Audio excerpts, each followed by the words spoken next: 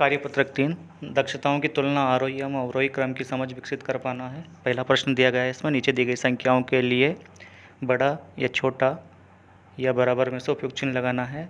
मतलब जो संख्या बड़ी है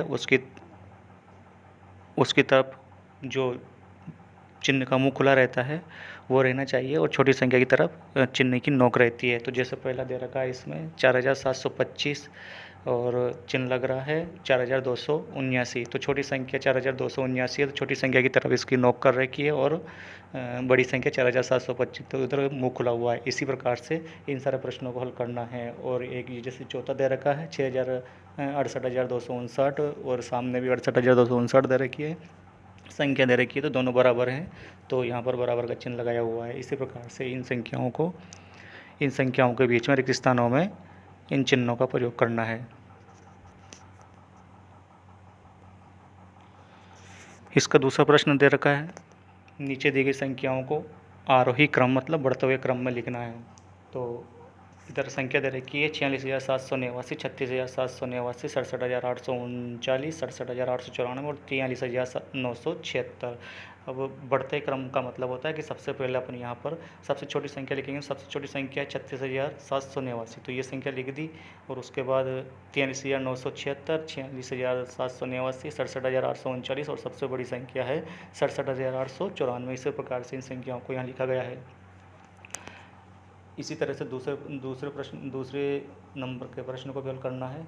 सबसे पहले छोटी संख्या को लिखना है, उससे बढ़ती हुई संख्या को अपने को यहाँ इस क्रम में जमाते जाना है। इसी प्रकार से तीसरे को भी हल करना है।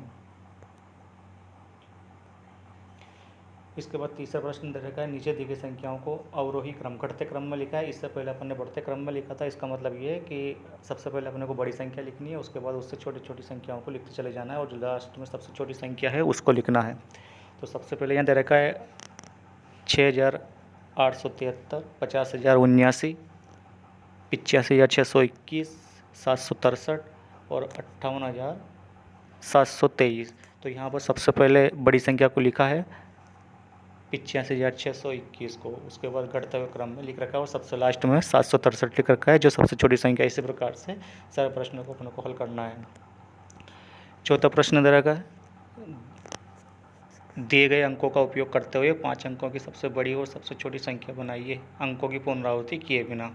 कोई भी अंक की पुनरावृत्ति नहीं होनी चाहिए, एक अंक दोबारा नहीं आना चाहिए।